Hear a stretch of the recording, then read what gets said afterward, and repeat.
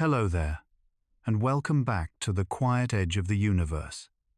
Tonight, I'd like you to close your eyes, not to fall asleep just yet, but to listen, because what you're about to hear is not a bedtime story. It's a journey to the heart of something you already know, but have never truly met. The Sunday. It's the one constant we've ever known. It rises without asking burns, without pause, and touches every life that has ever lived here. And yet, for all its familiarity, the sun remains a mystery, an enormous patient engine of fire that powers everything we call home. If you step outside tomorrow morning and feel the warmth on your skin, you're feeling a message that began its journey long before your ancestors built the first cities. That warmth is ancient. That light is history arriving on time.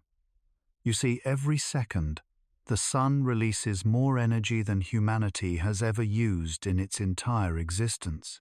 It shines with the power of 380 billion megawatts, numbers so large they lose, meaning the moment they leave your tongue. But power isn't really the right word, because the sun doesn't try. It doesn't intend. It simply is.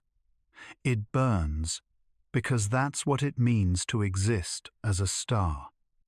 Deep within its heart, a quiet miracle repeats itself billions of times every second. Hydrogen atoms, tiny, invisible, restless, collide with such intensity that they fuse together, becoming something new: helium. In that transformation, a sliver of mass disappears, turned into pure energy. That energy becomes light-heat motion, the breath of the universe itself. If you could stand inside that core, you wouldn't survive even a heartbeat. Temperatures rise to 15 million degrees. Pressure squeezes matter tighter than anything we can imagine. But amid that violence lies a strange serenity. Because it's not chaos, it's balance. Gravity pushes inward, trying to collapse the star. Fusion pushes outward, trying to blow it apart. Between those forces, the sun finds harmony. And that harmony is what holds the entire solar system together. It's strange, isn't it, that the thing we fear most, fire, is also the thing that keeps us alive. Every sunrise is a controlled explosion viewed from a safe distance. Every shadow on Earth is drawn by that same steady blaze 150 million kilometers away. But here's the part that's hardest to feel. Light doesn't travel instantly. When a photon, the smallest piece of light, is born in the sun's core, it doesn't rush straight to us. It takes a journey so long, it defies comprehension. Each photon bounces, ricochets, and scatters through dense plasma for thousands, sometimes hundreds of thousands of years before it escapes the surface. Only then does it travel through space, 8 minutes and 20 seconds, to reach your window, your hand, to your life.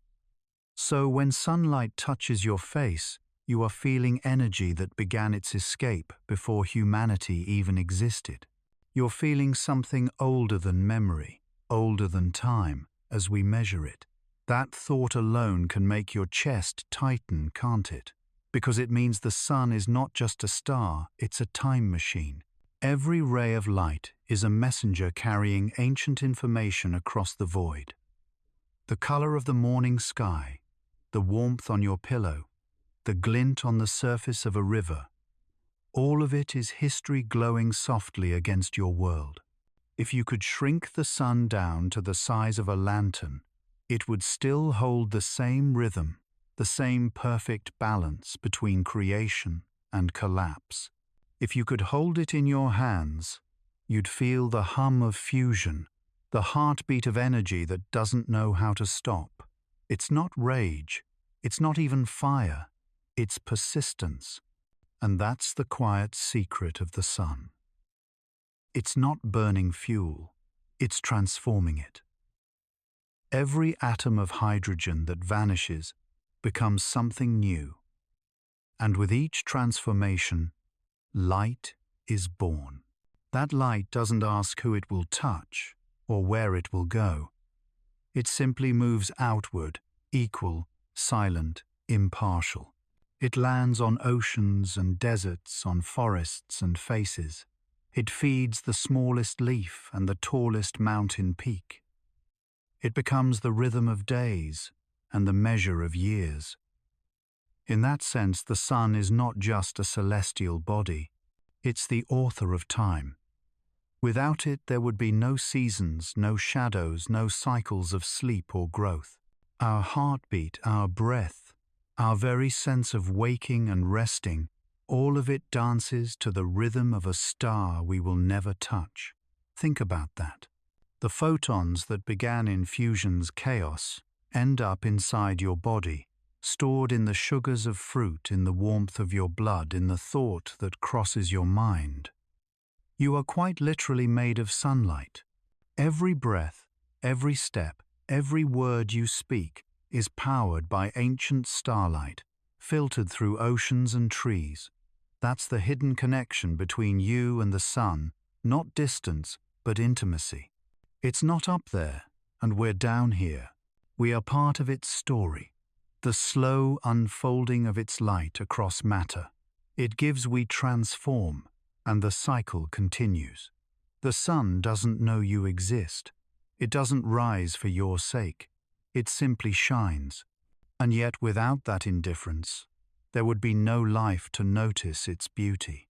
That's the paradox of existence, meaning born from neutrality, wonder born from distance.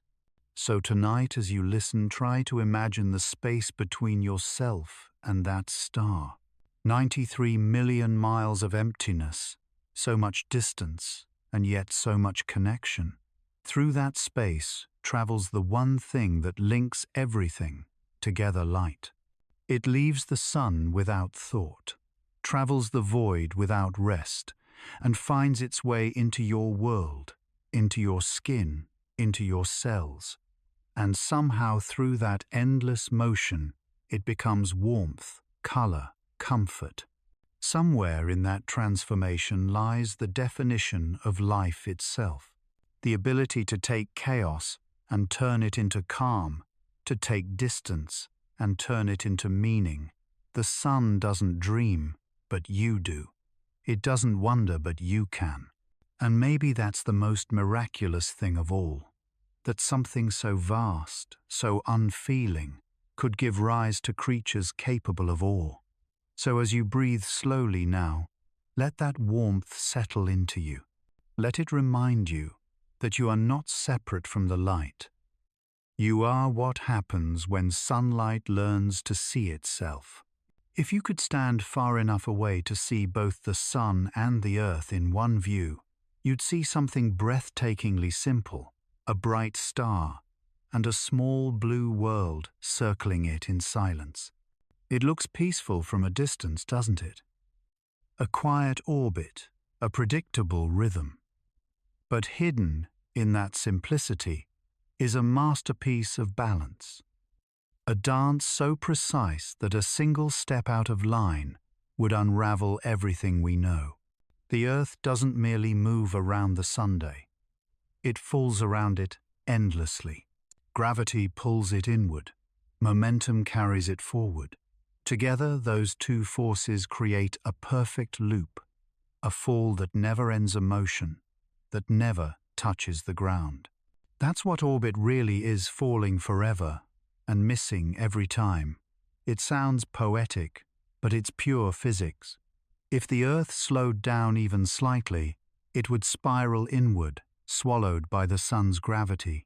If it sped up, it would drift outward into the cold, dark, frozen, and lifeless. But here it is, moving at just the right speed, at just the right distance, an invisible thread of geometry that makes life possible. That thread, that space between us and the sun, is called the habitable zone. It's the cosmic sweet spot, where warmth and cold hold hands. Too close and oceans boil, too far and they freeze. We live in that narrow window, a thin band of perfection in a vast indifferent universe. And yet the distance isn't constant. The Earth's path is not a perfect circle, but a gentle ellipse, sometimes closer, sometimes farther. At our nearest, we are about 147 million kilometers away. At our farthest, about 152 million. A difference small enough to sustain balance, but large enough to change the light. The seasons themselves are the dance steps of that distance. It's not just geometry, it's choreography. The Earth tilts as it spins, leaning toward and away from the sun in an endless rhythm. That tilt, about 23.5 degrees, is what gives us summer and winter dawn and dusk migration and harvest. It's the reason flowers open, snow falls, and we feel time passing through warmth and cold. Imagine watching the planet from space. You'd see the northern hemisphere bathed in golden light, while the southern half cools in shadow. Then, months later, the balance shifts, light drifting southward, darkness retreating north, a cosmic pendulum swinging between day and night warmth and rest. That tilt is gentle, but it's everything. Without it, the world would be endless twilight, no seasons, no rhythm, no contrast. It's strange how much life depends on leaning just slightly off-center. Our moon helps with that. Its gravity steadies the Earth's wobble, preventing wild swings that could make the climate unlivable. It's a quiet partnership, a smaller body keeping the larger one steady like a hand on a dancer's shoulder. And so the dance continues. Every day the planet turns, once spinning at over 1600 kilometers per hour at the equator, and yet you don't feel it. You don't sense the rush. You don't hear the hum of motion beneath your feet. Because everything moves with you, the air, the trees, the oceans, even the sound of your own breath. It's the most elegant illusion in existent stillness within perpetual motion. Right now, as you listen, the Earth is gliding through space at nearly 30 kilometers per second. In the time between one heartbeat and the next, you've traveled tens of kilometers through the galaxy, but you feel still safe grounded. That's the paradox of distance movement that feels like calm, change that feels like home. You are not standing still under the Sunday. You are moving with it. Together, the entire solar system drifts through the Milky Way at more than 500,000 miles per hour, orbiting a galactic center we'll never see. The sun itself is a traveler, and we are its passengers carried through a sea of stars. From that perspective, distance stops feeling like separation. It becomes connection, the space that allows everything to move without colliding, the space that lets the dance exist. Think about the word distance. We often treat it as loneliness, as emptiness. But in the language of the cosmos, distance is relationship.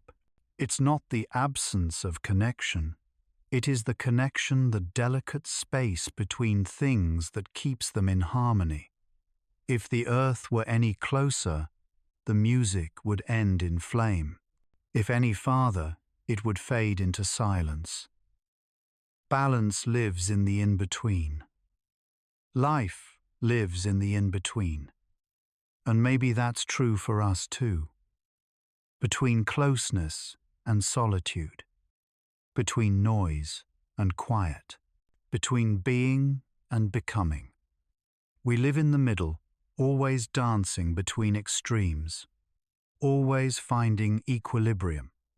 When ancient people watched the sky, they didn't have telescopes or equations, but they understood the rhythm. They built monuments aligned with solstices and equinoxes, stone calendars that caught the first and last light of the season. They felt the pattern long before they could describe it. To them it wasn't physics, it was reverence. And maybe in some way they were right, because what is reverence if not the recognition of perfect balance? What is awe if not gratitude for the dance we're already part of?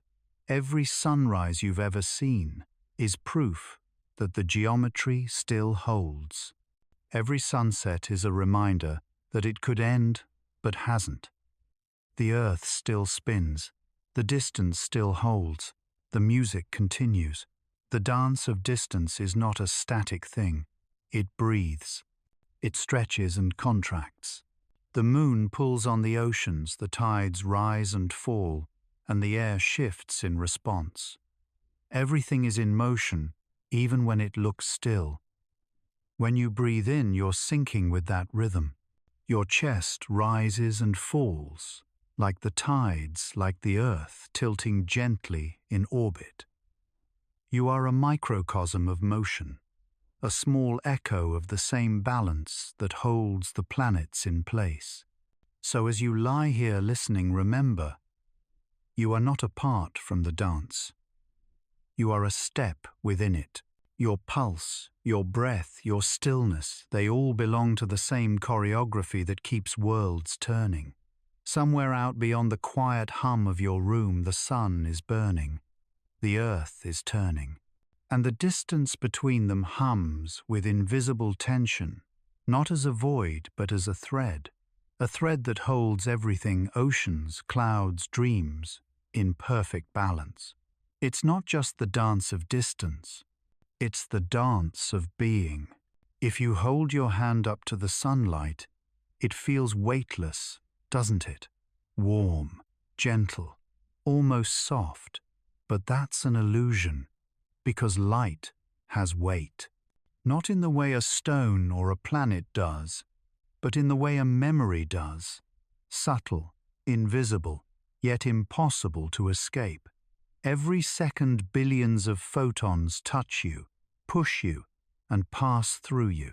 They come from the sun, from reflections off walls, and water from the faint glow of the sky itself. You don't feel their pressure, but it's there.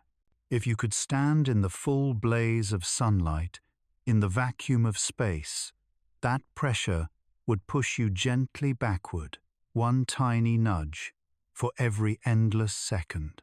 That's how sunlight moves comets' tails and sails of light in the silence of space. Light is not just brightness, it's motion. It carries energy, momentum, and direction. It can warm your skin or power a spacecraft. It can cross oceans and centuries. And though it has no mass, it moves with the persistence of something that refuses to be stopped. Imagine a single photon leaving the surface of the Sunday. It doesn't think. It doesn't choose. It just travels at the fastest speed possible, a constant of the universe itself. It will never slow down, never rest, never age. In the moment it is born, it already exists, everywhere it will ever be. That's the strange nature of light. It doesn't experience time.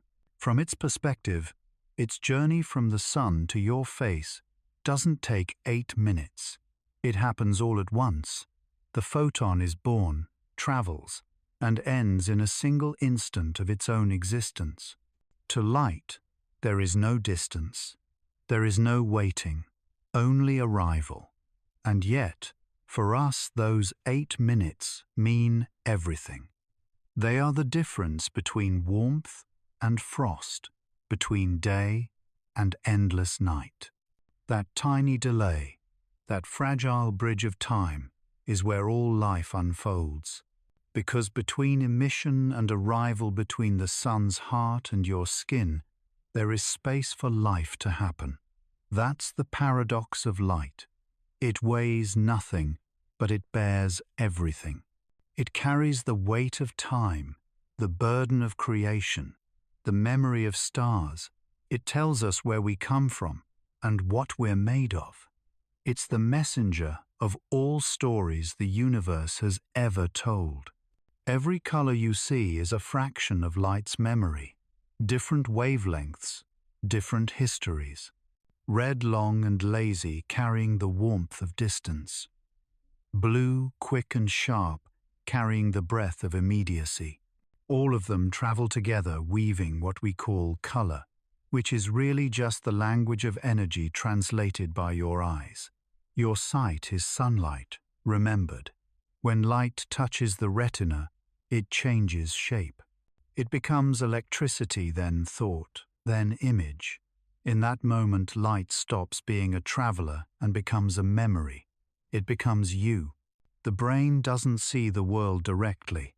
It sees light's ghost, the echo of photons that have already vanished. What you see now at this very moment is already in the past. Every glance, every shimmer is history replaying itself through your senses. And that's the quiet beauty of it. We live inside the past of light. We navigate through the ghosts of photons that ended their journey long before we even began ours. Some of those photons are ancient, older than Earth, older than the sun itself. When you look up at the night sky, the starlight you see left its source before humans learned to speak, before oceans took their shapes, before even the notion of now existed. You are seeing the past glowing softly in the present. Light lets us see time. It makes memory visible. There is, however, another kind of weight that light carries, one that isn't measured in pressure or photons. It's the emotional weight of illumination.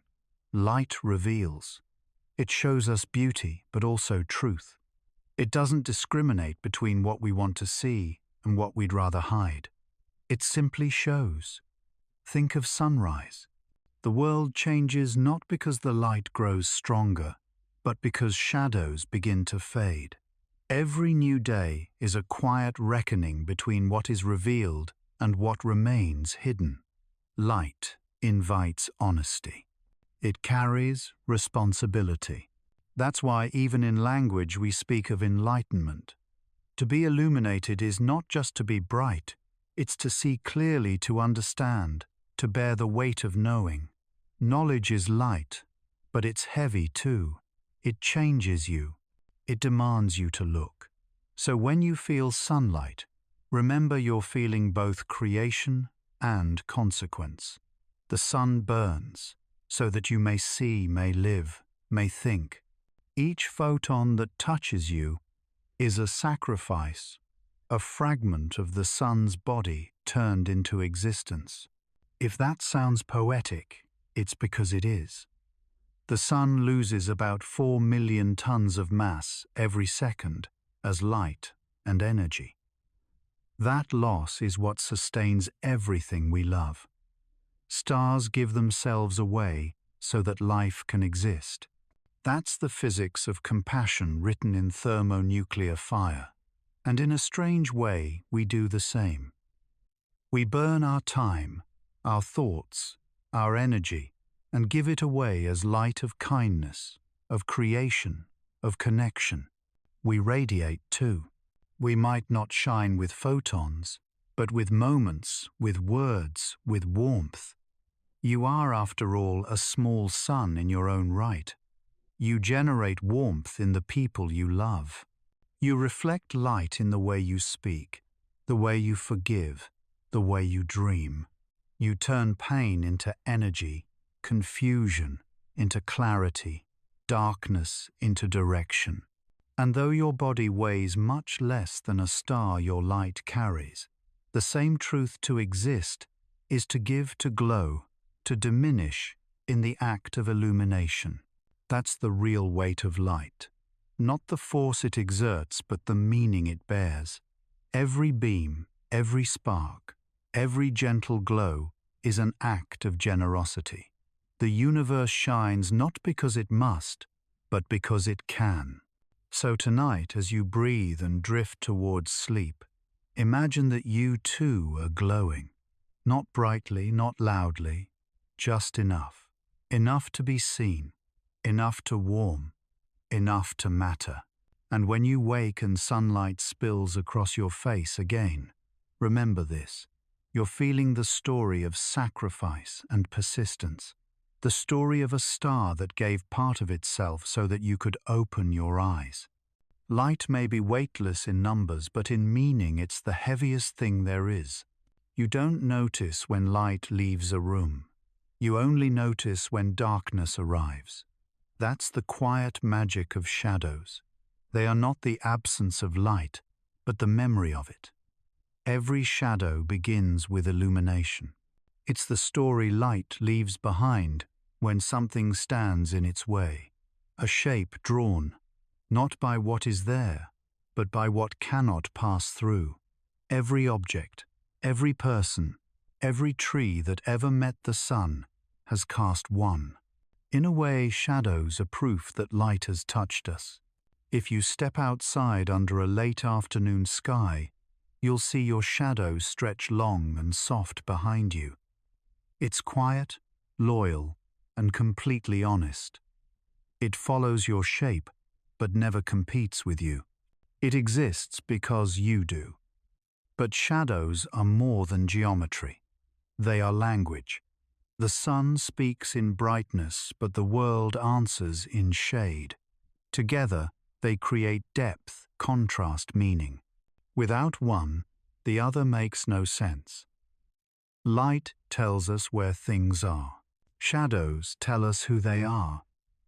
They give form to feeling weight, to vision truth, to perception. The human eye craves contrast. Without darkness, we cannot see light clearly. Too much brightness blinds, just as too much certainty numbs. It's in the in-between, the grey, the subtle, the shifting, where beauty truly lives. There's a reason twilight feels sacred. It's when day and night hold hands, when the edges blur and the world exhales. The light softens, the shadows breathe. It's a pause between certainties, a space that invites reflection. In that pause, you might notice something. Darkness isn't hostile. It doesn't chase the light, it receives it.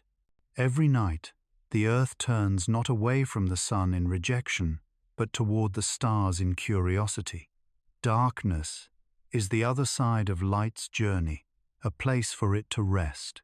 In deep space, darkness is not emptiness, it's structure. It's the invisible canvas on which light can paint. Galaxies swirl not in light, but in the embrace of shadow. Without the black, the stars would have nowhere to shine.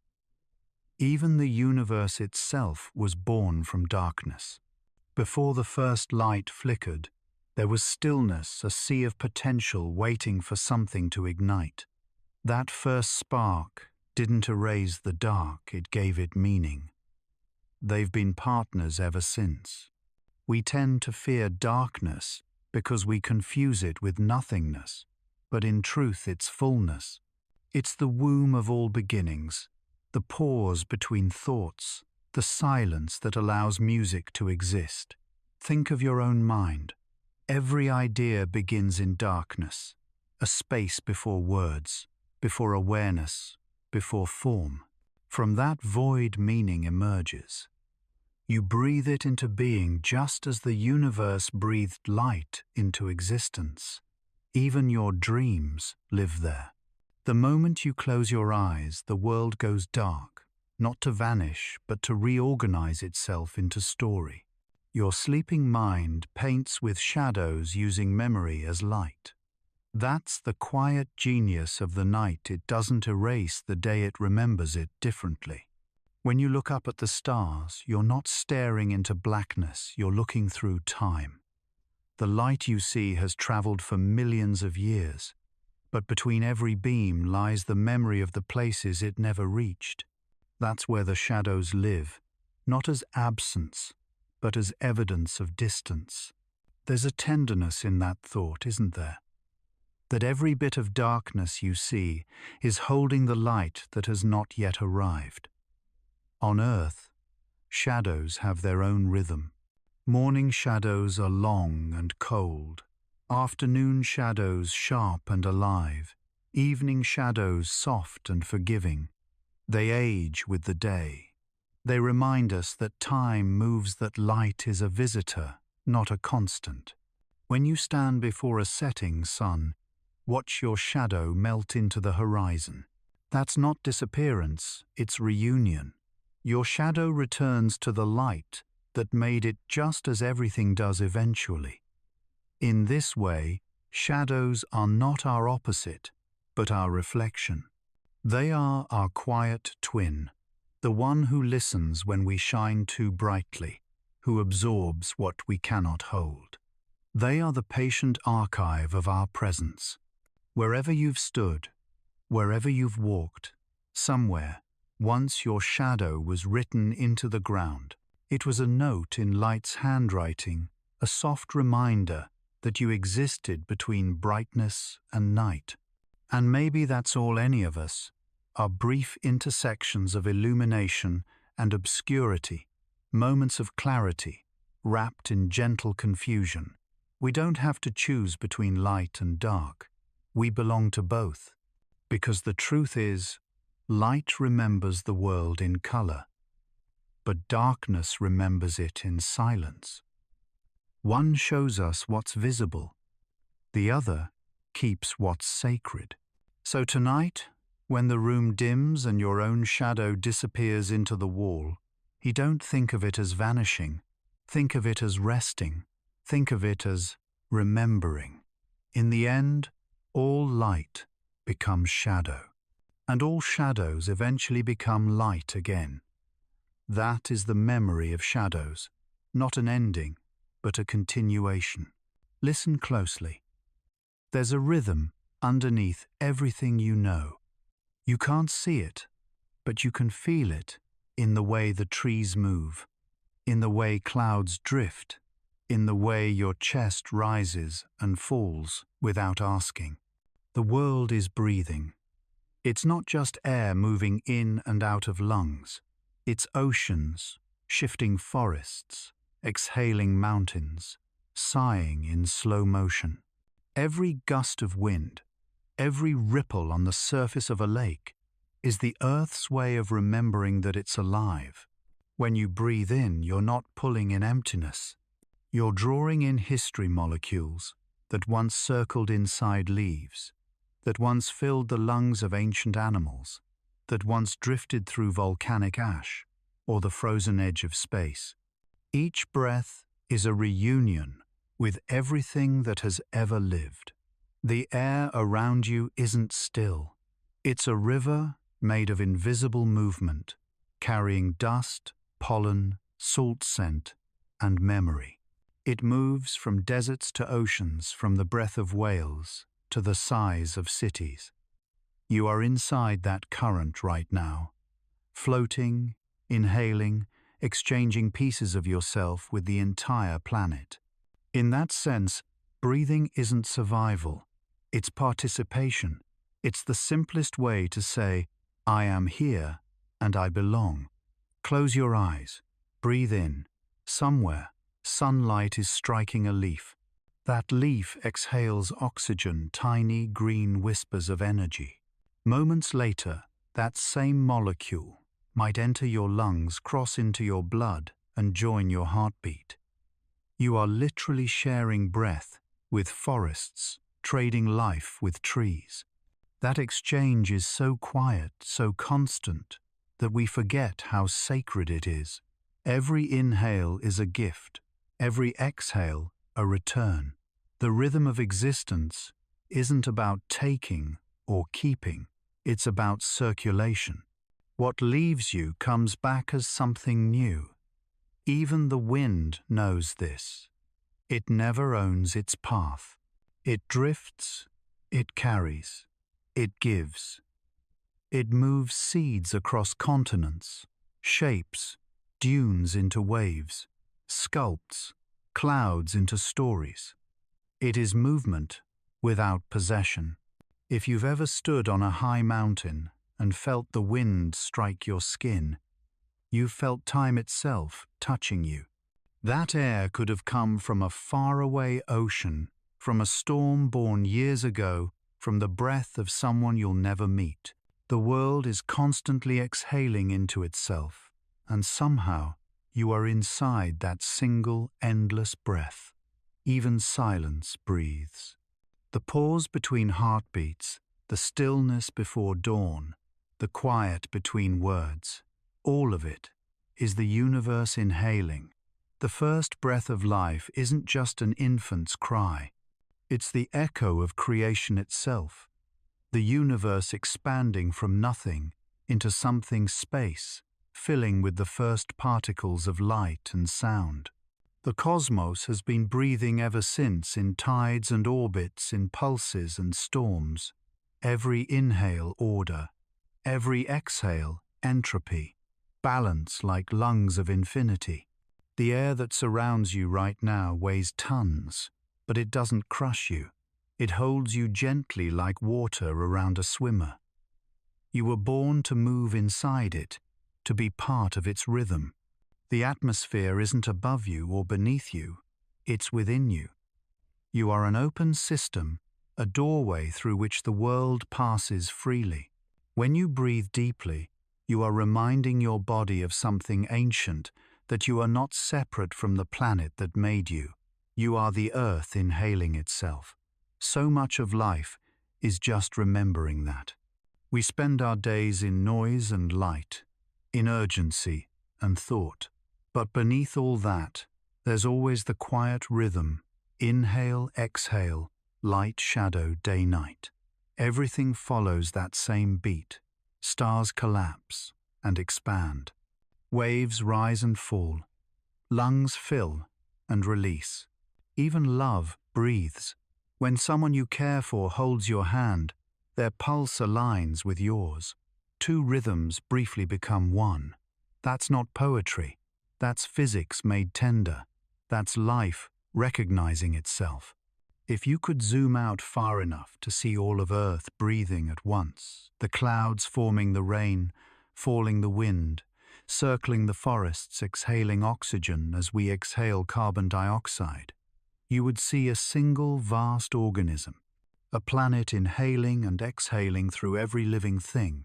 The oceans are its lungs, the forests its veins, the wind its heartbeat. And in that perspective, there is no small life, no forgotten breath. Every inhale keeps the world in motion. Every exhale writes your name into its rhythm. So when you feel tired or lost, try to listen again. You don't have to go far. Just close your eyes and find the breath. The same breath that moved through stars, through oceans, through time. It's here now waiting for you to notice it. Breathe in, and the world enters you. Breathe out, and you return the favor. This is how the planet speaks, not with words but with movement, with breath. The world doesn't need to shout to be alive. It just needs to keep breathing through you, through me, through everything that still dares to move. So before you drift to sleep, take one more slow breath. Feel the air slide in, then let it go. That's the sound of connection. That's the rhythm that never ends. That's the breath of the world, and it's breathing through you. If you listen closely enough, you can almost hear it. Not a sound exactly, but something that moves like one. It's the sound of time. It doesn't ring or hum or echo, not in the way wind does, or water, or heartbeats. It's quieter than silence, so subtle that you only notice it when everything else stops. Time doesn't speak in seconds. It breathes in moments. Every sunrise is an inhale, every sunset an exhale. Between them lies the pulse of existence, steady, ancient, and soft. You can't trap time in clocks. Clocks only measure its shadow. Real time lives in the spaces between seasons, between glances, between the start of a sentence and the thought that made it possible. If you close your eyes now, you can feel it passing across your skin, not rushing, not dragging, just flowing. It's the invisible current that carries all things forward. When you were a child, time was wide and generous. A single afternoon could stretch forever. The distance between morning and night was a lifetime of discovery. But as you grew, time began to fold. Days began to blur. The years once bright and endless became threads running quietly through your memory. That's not loss. That's rhythm. Time isn't speeding up. You're just learning its melody. Every life is a song made of hours. Some notes are loud laughter falling in love loss. Others are whispers, the warmth of sunlight through a window, the sound of someone breathing beside you. Together, they make a pattern, a harmony that only exists once. That's the sound of your time, a music no one else will ever hear the same way. If you could hear time itself, you'd realize it never truly repeats. Even when days seem identical, they are slightly different compositions of the same theme. Every second is an improvisation, a variation on a cosmic rhythm that began long before you were born. The universe too keeps time. Stars pulse, planets spin, galaxies swirl in slow, impossible arcs. Even atoms vibrate to their own metronome. Everything moves to the same unseen beat. Some scientists call it entropy, the gradual unfolding of order into disorder. But maybe it's just the sound of time finishing one note before beginning another. A long, endless song of change. Think about sound itself. It only exists when there's movement, vibration, pressure waves. When everything stops vibrating, there's silence. And yet silence is never truly empty. It's full of potential sound the moment before the note begins. Time is the same. It's not a line. It's a vibration that never stops. Every heartbeat you've ever felt is a drum inside that rhythm. Every breath a soft percussion in the song of your existence. When you walk, when you speak, when you dream, you're keeping time with the universe. Listen to your breath right now. Inhale, exhale. That's time moving through you. You don't own it. You share it. When someone you love laughs, that sound travels through time. Two tiny ripples in the air that fade, but never fully disappear. Somewhere they still exist, scattered among the molecules that fill the room. Time doesn't erase sound, it transforms it. Maybe that's why music moves us so deeply, because it reminds us that we're temporary instruments in an eternal song. We vibrate for a while, then fade into the rhythm that continues without us. But that's not sad. That's beautiful. It means nothing is ever truly lost. The note ends, but the music remains. Look at the stars. What you see is light that left its source long ago. Every star is a frozen note in the song of time still reaching your eyes after the player is gone.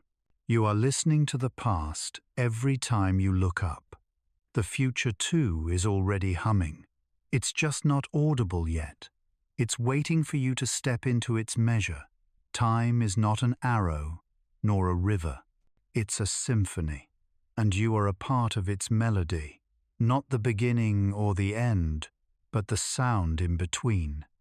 When you sleep, time doesn't pause. It slows, it softens, it sings you into dreams. And when you wake, the rhythm resumes exactly where it left off, as if the universe was waiting for you to open your eyes again. Someday, your rhythm will merge with the larger one, your seconds dissolving into eternity, your heartbeat blending with the pulse of everything that has ever been. But for now, you are still inside the song. You are still vibrating. You are still part of the sound of time. So listen not with your ears, but with your stillness, because time doesn't ask to be measured. It asks to be heard. There's a moment after every sound, a pause, a breath, a space that waits for what comes next. That space has a shape. It isn't a void, and it isn't still. It moves quietly like fog curling around a mountain, or a thought just before it's spoken. That is the shape of silence. We spend so much of our lives filling it with music, with words, with noise and comfort and conversation. We forget that silence doesn't need us to make sense. It already does. Silence isn't the absence of sound. It's the body of it. It's the outline left when noise steps aside. It holds every note, every whisper, every heartbeat that ever existed, the gentle afterimage of experience. If you sit very still, you'll notice that silence isn't empty. It hums faintly, like the air between stars. There's always something moving, the pulse of your own blood, the rhythm of your breath, the faint creak of the world turning beneath you. That hum is the sound of being alive. Silence doesn't erase it. It amplifies it. Close your eyes for a moment. Listen.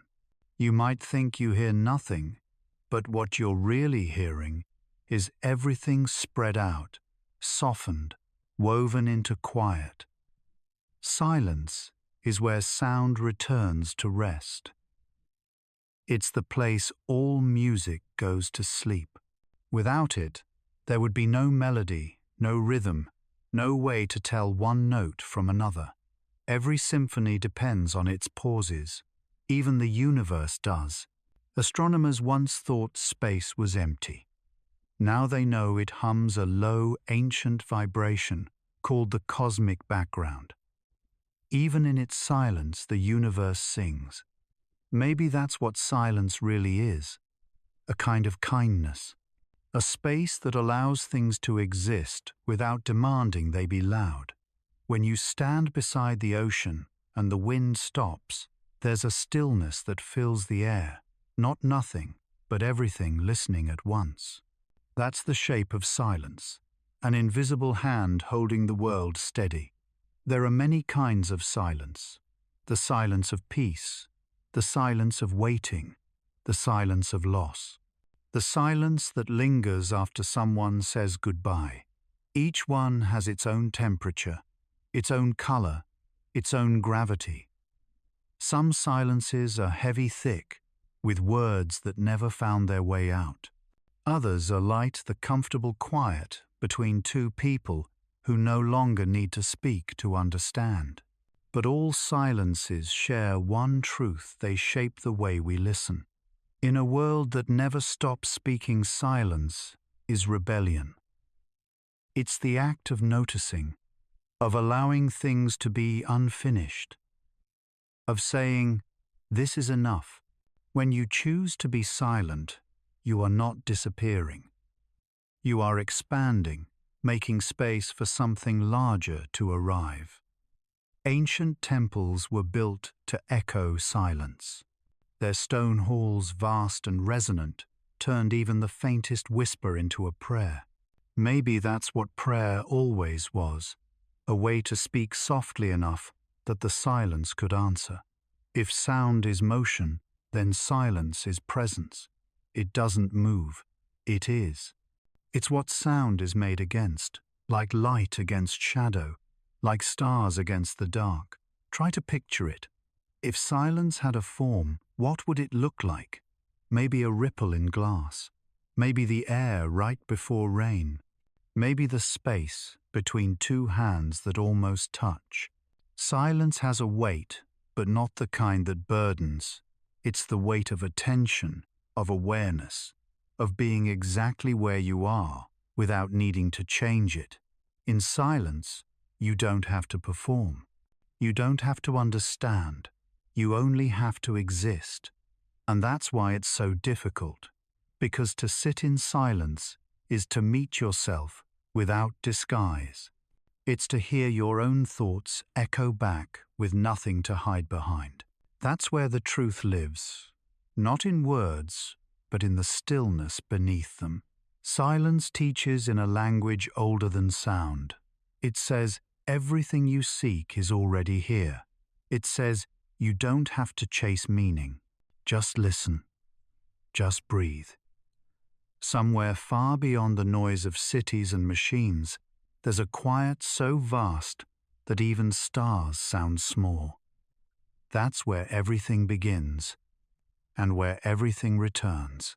When the last word fades, when the last echo falls away, silence doesn't close the story, it opens it, because silence is not the end of sound. It's its shape, its home, its return. If silence had a dream, it would dream of water, because water moves the way silence feels softly, patiently, finding shape only when it's given something to hold. Every drop is a memory, every wave a heartbeat. Water remembers everything that's ever touched it, the salt of ancient seas, the minerals of mountains, the tears of creatures long gone. It carries them all endlessly mixing, never ending, only changing. When you lift a glass to your lips, you're tasting history. The molecules that touch your tongue, once drifted in clouds above, forgotten continents, once filled the lungs of whales, once slept in glaciers that sang under starlight. Water never dies. It only transforms. It's the closest thing we have to eternity. The world began in water. Before land, before air, before names or stories, there was only the endless pulse of waves. In that dark ocean, the first spark of life began to breathe. From that breath came all others, trees, animals, you.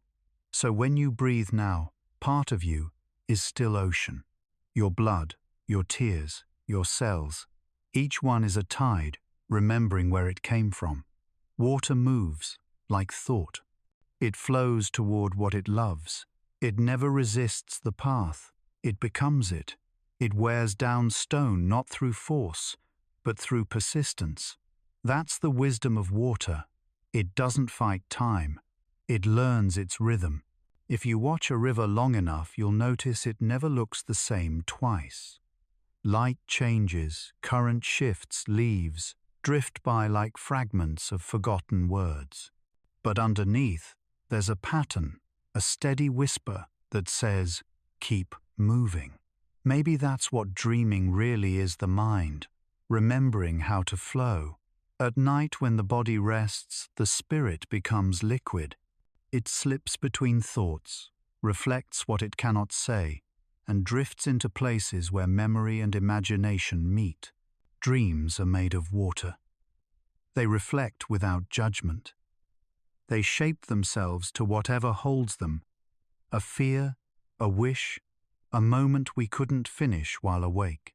In dreams, time dissolves just as it does underwater. Past and future blur, gravity loosens, and everything that was separate becomes one. Listen to the rain. It's the earth remembering itself. Each drop is a syllable of an ancient language, a message from the sky to the soil. When it lands, it doesn't shout, it joins. It sinks, it becomes. Somewhere under layers of ground, that same rain will gather again, find its way to a river, to an ocean, to clouds, and return as something new. That's reincarnation written in water. When you cry, your body is speaking the language of the world. Tears are truth made visible. They're salt water returning home. Even your grief is part of a greater circulation. Water connects everything that lives. It is the memory shared between opposites, between sky and soil, between mountain and sea, between you and everything else. Without it, nothing remembers. With it, everything flows. There's a quiet intelligence in the way it moves. It knows how to find balance, how to hold light, how to rest when it must freeze, how to vanish when it must rise. It never loses itself, only changes form. Imagine standing by the ocean. The tide pulls and returns, pulls and returns, a heartbeat you can see. The horizon hums with distance, but you don't feel apart from it.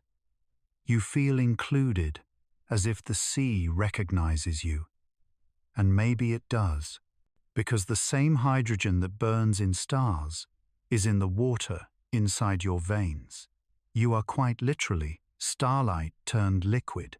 Every wave, every droplet, every tear you've ever shed, it all began in the heart of suns.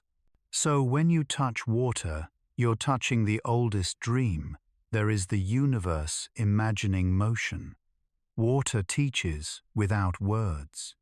It shows that strength can be gentle, that patience can be power, that surrender is not defeat, but trust in the shape of flow. When you listen to a river, you're hearing the same story told forever of return, of letting go, of beginning again. And when it rains at night and the drops whisper against your window, you can almost hear the dream breathing, the dream of water, remembering itself. Because that's all. Life really is. A dream water is having about being alive. Dreams don't float. They sink, slowly, softly, like feathers falling through deep water. They have weight. Not the kind that can be measured, but the kind that presses gently against your heart when you wake and can't remember what you've lost. Dreams carry everything that reality cannot hold. They gather the unsaid, the unfinished, the forgotten, and turn it into something we can feel, if only for a moment. At night, when the body rests, the mind opens its hidden door. Through that door flows everything you tried to silence during the day, your memories, your fears, your quiet hopes. They weave together and begin to speak in the language of images, colors, motion. That is the physics of dreaming gravity made of emotion. Every dream has its own gravity. Some pull you downward into old memories. Others lift you toward impossible skies. But they all begin the same way, with surrender. To dream is to let go, to stop steering, to fall into yourself and find that the fall never ends. Time doesn't exist in dreams. Moments fold into one another like reflections overlapping on a lake. You are child and elder wanderer, and home all at once. Maybe that's why dreams feel heavier when they fade, because they contain all of you compressed into a single breath. Think of it this way. Your waking life is what you remember, but your dreaming life is what remembers you. It's where the world you carry inside comes out to speak in symbols. A door that never existed before will appear. A person long gone will smile again. A place you've never seen will feel familiar. Dreams rewrite geography. They erase logic. They let meaning flow like water through a sieve. And yet, somehow, you always understand. Because dreaming is not about thinking. It's about remembering without words. Somewhere deep inside your mind, there's a library made of light. Each dream is a book written in vapor, opened only once. When you wake, the pages vanish, but the feeling remains a residue of something truer than language. That residue is the weight of dreams. The part of you that knows without knowing how. You've felt it before the ache of a dream. You can't recall the echo of a face you've never met. Those aren't random images. They're the universe using your mind as a mirror for itself. Because dreaming is not escape, it's connection. The bridge between what is and what could be. Between the seen and the imagined. While you sleep, your consciousness dissolves into something vast, a tide of thought and starlight. You stop being a name, a body, a story. You become motion, memory, possibility. And then morning comes and gravity returns. The dream collapses into the smallness of waking. You rise, but part of you stays behind, floating in that ocean of unfinished visions. That's why dreams never leave you completely. They linger. They hum beneath the surface of your thoughts, like an old melody you can't stop humming. Maybe that's what intuition really is, the echo of dreams reminding you what you already know. When you fall in love, you're dreaming while awake. When you create something, you're translating a dream into form. When you forgive, you're letting go of the gravity that held you down. Dreams don't end at dawn. They continue in everything you touch with wonder. The ancients believed that dreams were messages from the gods. Maybe they were right, not because some deity whispers to us, but because we are the whisper. Every night we dissolve into the fabric of being and return carrying fragments of its truth, and those fragments are heavy, because truth always is. But it's a beautiful weight, the kind that anchors you instead of drowning you, the kind that keeps you tethered to something larger than yourself. You can feel it even now in the space behind your eyes, in the way your breath slows when you think of someone you miss. That's a dream remembering you. Maybe one day when we're done being awake, we'll return to that endless dream completely, to the ocean where all memories meet. And there, the weight of dreams will lift because we'll no longer need to carry them. Until then, we keep dreaming. We keep remembering. We keep falling softly through our own starlight. Because dreams don't disappear when we wake. They simply wait, patient, eternal, like the universe catching its breath between one heartbeat and the next. Everything that moves is just trying to return to light. From the smallest atom spinning in the dark to the furthest star burning at the edge of time, everything drifts, everything remembers. Because light was the first memory. Before there were eyes to see it, before there were names to describe it, there was the hum of energy, a flare in the silence, a heartbeat that became the universe. And even now, after all this distance, that heartbeat continues inside you. You were born from it. Every cell in your body glows with ancient fire. Every breath you take is the echo of that first expansion, the universe inhaling itself through you. You are not separate from the stars.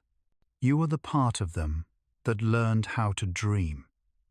When you close your eyes, the light doesn't disappear.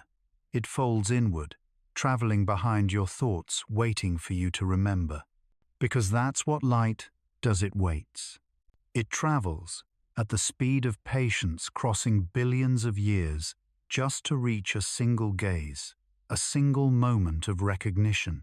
And when it finds you, when it touches your skin or your memory or the quiet of your mind, it becomes something new. It becomes warmth. It becomes meaning. Light doesn't end. It transforms. It leaves stars and enters oceans. It leaves oceans and enters eyes.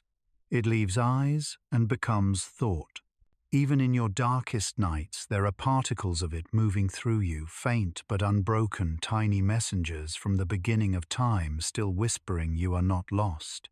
Every dawn is proof. Each sunrise is not a repetition, but a return. A reminder that what sets will rise again, that what fades will find its way back into being. We often think light chases darkness away.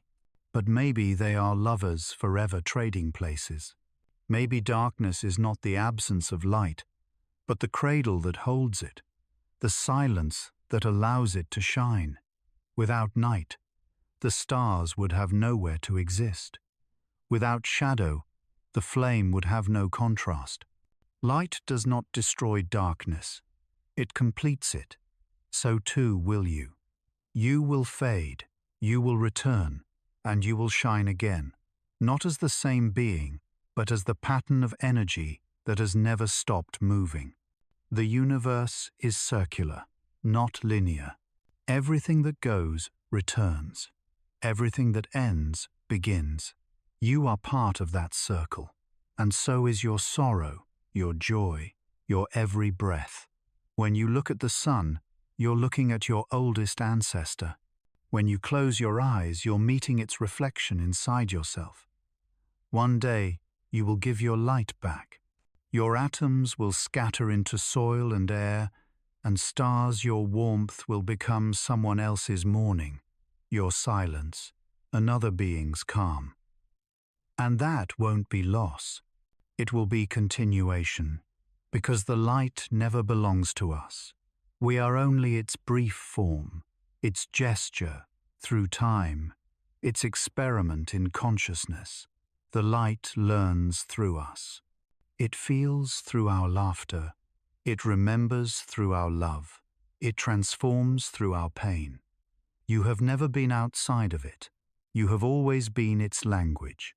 Every kindness you've ever shown, every forgiveness, every act of wonder, that's light returning to itself. And now, as you listen, feel how it gathers behind your ribs, a soft warmth, a quiet brightness rising. This is what the end feels like. Not darkness, not silence, but clarity. A gentle realization that you were never separate, never small, never alone. You are a fragment of the first dawn still glowing. And though this story fades, its radiance continues through you, beyond you, into everything that will ever wake again. The light doesn't leave. It only changes direction. And now, it's coming home. Everything that moves is just trying to return to light. From the smallest atom spinning in the dark to the furthest star burning at the edge of time, everything drifts, everything remembers, because light was the first memory. Before there were eyes to see it, before there were names to describe it, there was the hum of energy, a flare in the silence, a heartbeat that became the universe. And even now, after all this distance, that heartbeat continues inside you. You were born from it. Every cell in your body glows with ancient fire. Every breath you take is the echo of that first expansion, the universe inhaling itself through you. You are not separate from the stars. You are the part of them that learned how to dream. When you close your eyes, the light doesn't disappear. It folds inward, traveling behind your thoughts, waiting for you to remember. Because that's what light does, it waits. It travels at the speed of patience, crossing billions of years, just to reach a single gaze, a single moment of recognition. And when it finds you, when it touches your skin or your memory or the quiet of your mind, it becomes something new. It becomes warmth. It becomes meaning. Light doesn't end. It transforms. It leaves stars and enters oceans. It leaves oceans and enters eyes. It leaves eyes and becomes thought. Even in your darkest nights, there are particles of it moving through you, faint but unbroken tiny messengers from the beginning of time, still whispering you are not lost. Every dawn is proof. Each sunrise is not a repetition but a return. A reminder that what sets will rise again, that what fades will find its way back into being.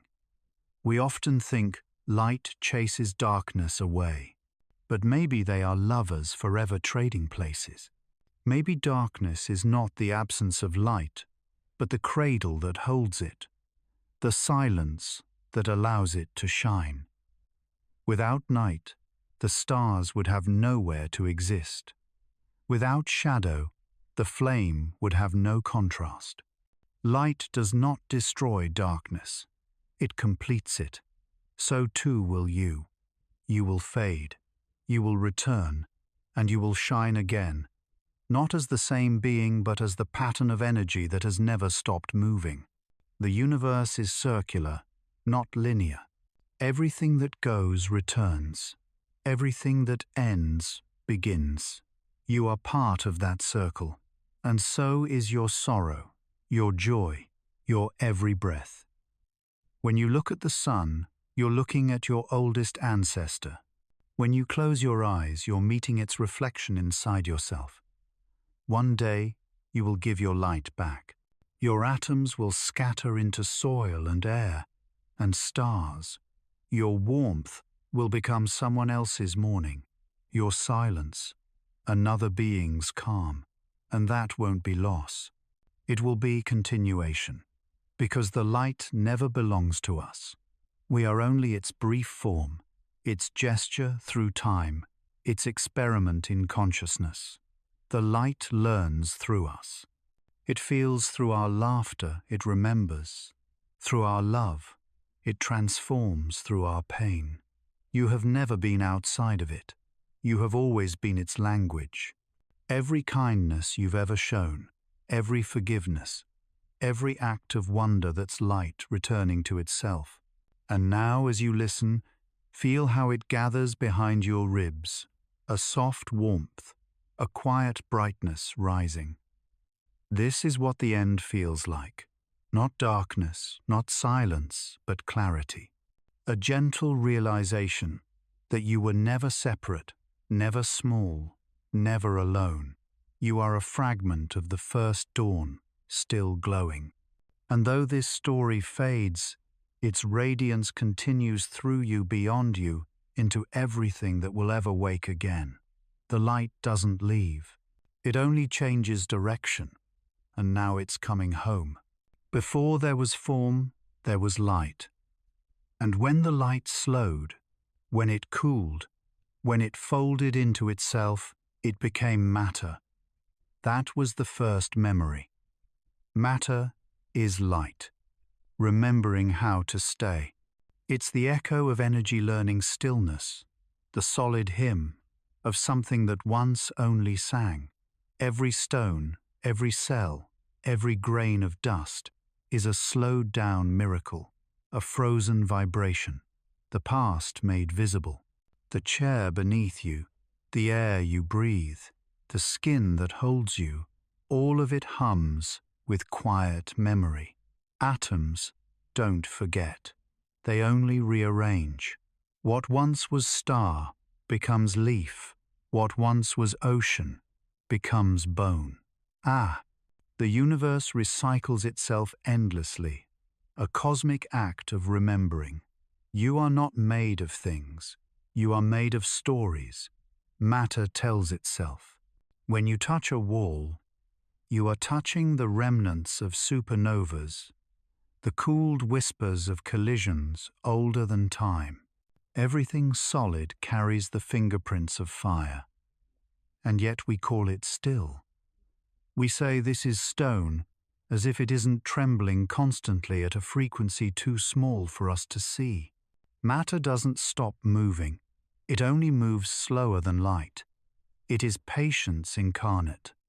There's something holy about that, because in slowing down, light learned to love, to remain, to become.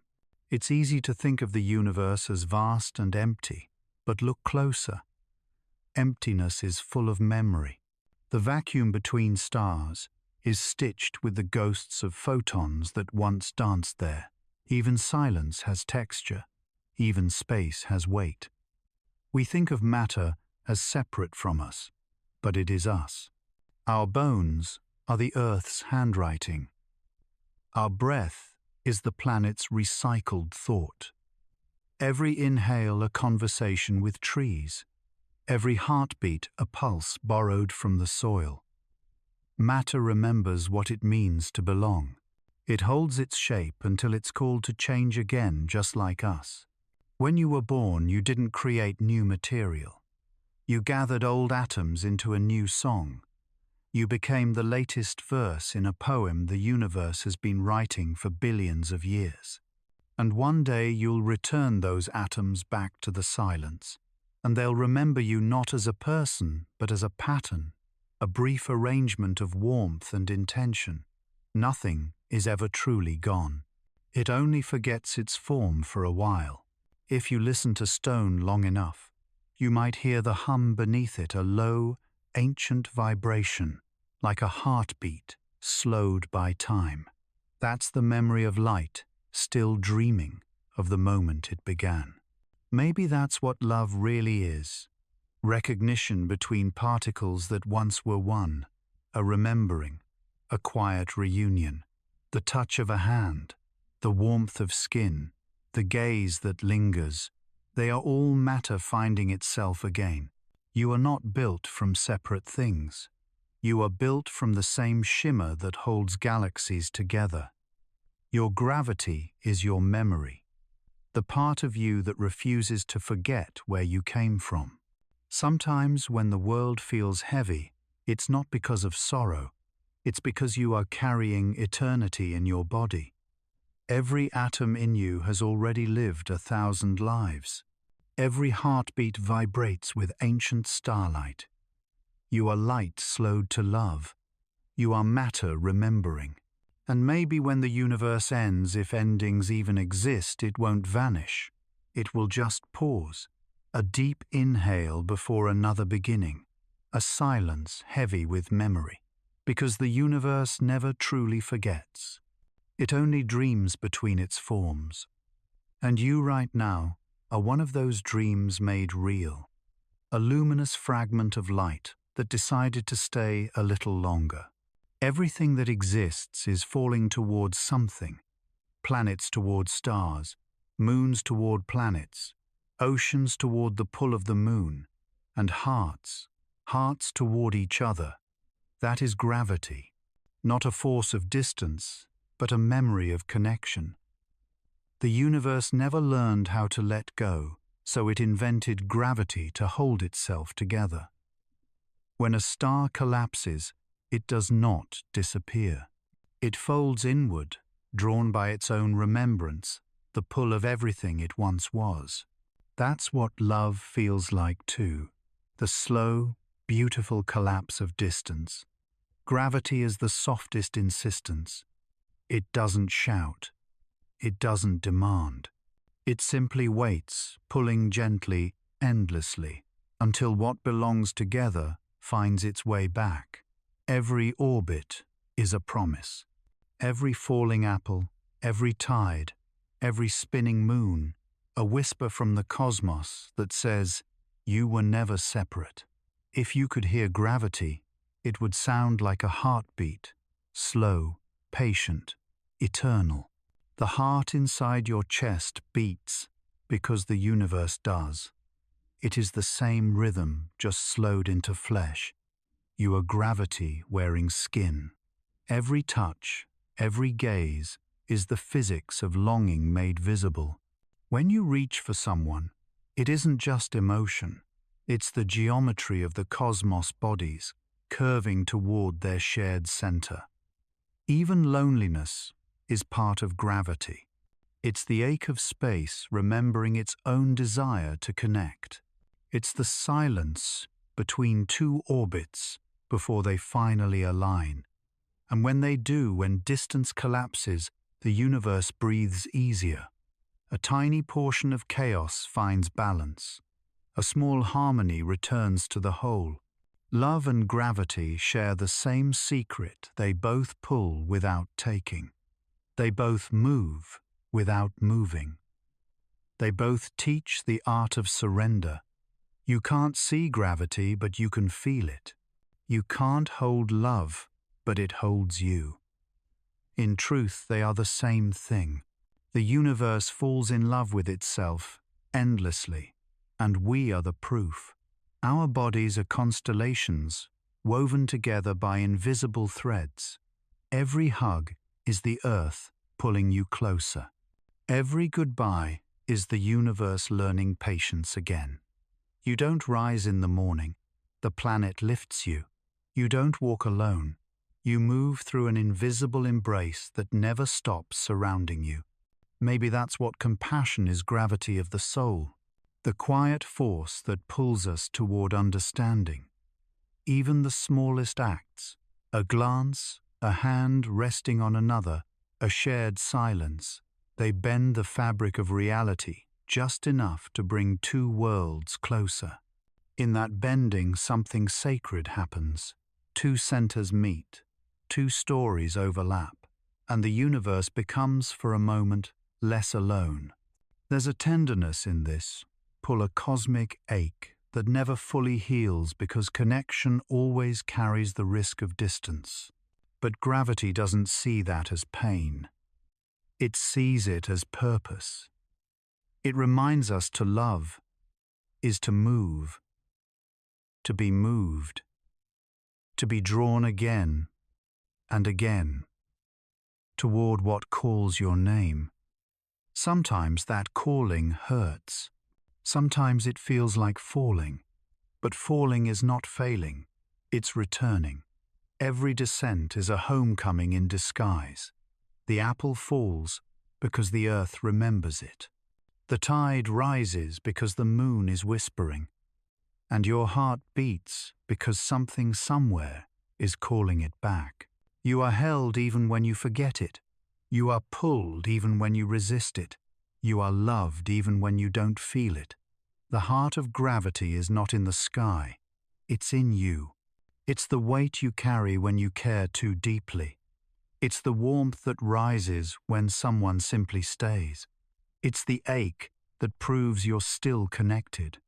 So when you feel heavy, remember the stars do too. They carry their own longing, their own invisible desire to stay close. And one day, when all light has faded and the universe sighs back into stillness, gravity will not end.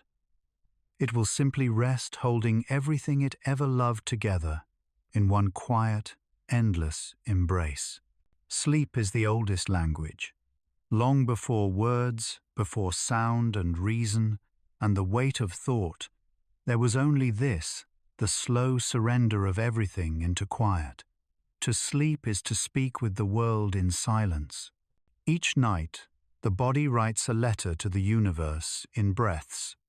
Inhale a question, exhale an answer, over and over, until language dissolves into rhythm.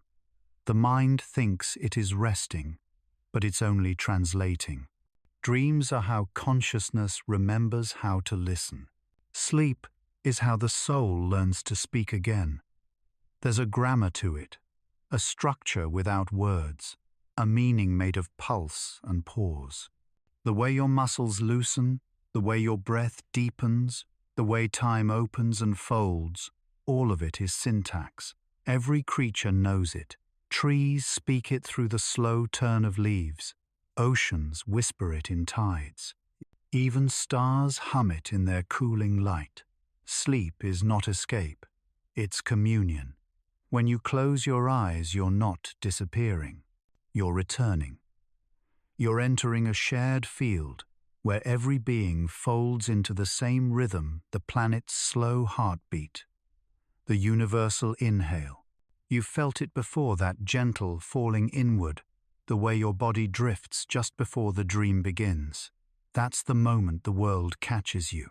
It speaks first in the sound of blood, in the hum of cells, aligning in the low vibration of everything breathing at once.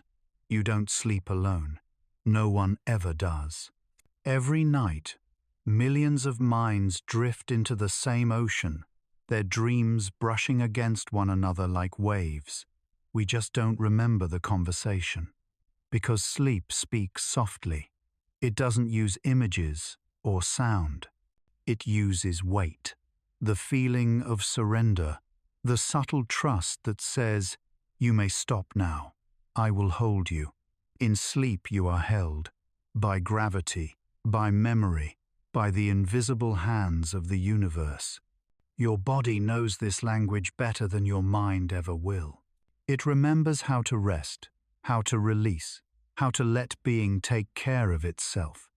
Even when your thoughts resist, your cells keep whispering, "You are safe. You are part of this rhythm. You can rest now. That's why when you finally drift off, the borders blur. The bed becomes ocean. The air becomes tide.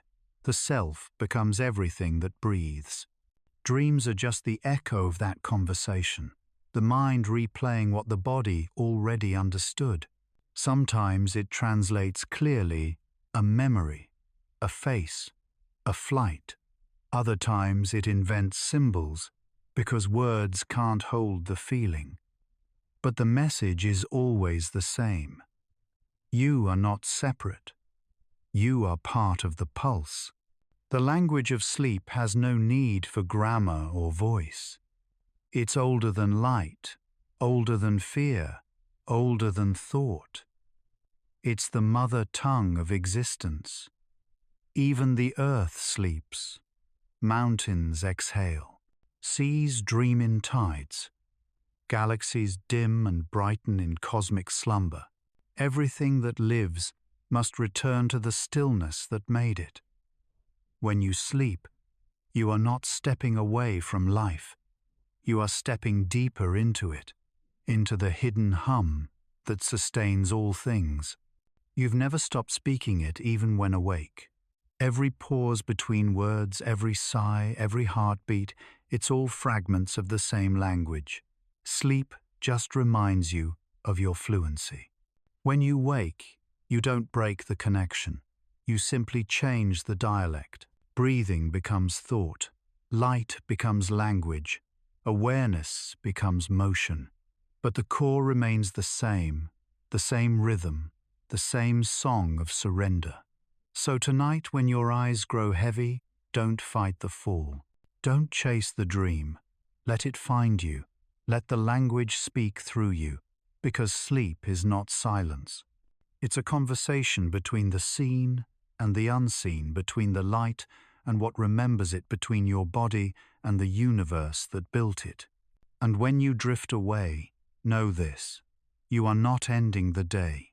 You are returning to the beginning, to the wordless tongue that holds all others inside it. Sleep doesn't forget you. It waits like an open hand in the dark, ready to hold the weight of your waking world until you remember how to listen again. Somewhere between waking and dreaming there is an echo. It's not loud, it's not even sound. It's a vibration, a soft shimmer in the air that feels like someone remembering you. That is the echo between worlds. It happens in the quiet moments, the half second before sleep, the pause between heartbeats, the instant your breath forgets to choose direction. You've felt it before. That sudden warmth, that whisper of familiarity in a room you've never been in, that sense of being watched by something that means no harm. It's not haunting, it's recognition. The universe calling your name in a frequency older than words. Every world speaks, but not all in sound. Some speak in gravity, some in memory, some in the faint pull that draws one consciousness to another. This is how the worlds stay in touch, not by distance, but by echo. When someone dies, they don't vanish. They just change resonance. They become part of this echo, a ripple that passes through time and thought too vast to fade. That's why sometimes, when you think of someone and suddenly feel them near you, are not imagining it. You are listening. You are tuning into the space where the two worlds overlap. Sound travels through air, but echoes travel through memory. They move differently, not forward, but inward, spiraling into the spaces where presence used to live. Even light, when it meets darkness, creates an echo, a reflection, a ghost of itself that keeps moving long after the source is gone. You are made of that same persistence, a being who keeps vibrating even when silence tries to hold you still. The veil between worlds is not a wall. It's a resonance field. Every thought, every breath, every love sends ripples through it. and those ripples reach further than we can imagine. When you whisper a name in grief, it doesn't end with your voice. It travels. It touches what listens on the other side. The echo replies not in words, but in the sudden stillness of air, in the flicker of a candle, in the comfort that comes for no reason. That is the language of remembrance. That is how the world say, I am still here. We are all transmitters of this quiet frequency. We send and receive it without knowing. When you dream of someone long gone, when you wake with tears, you can't explain you have crossed that bridge. You have become the echo itself. The space between life and death is not empty. It is dense with messages, unfinished sentences, half-remembered songs, the vibrations of every heartbeat that ever was.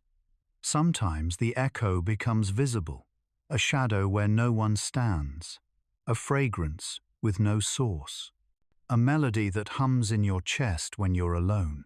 Don't fear it. It's the universe remembering you back.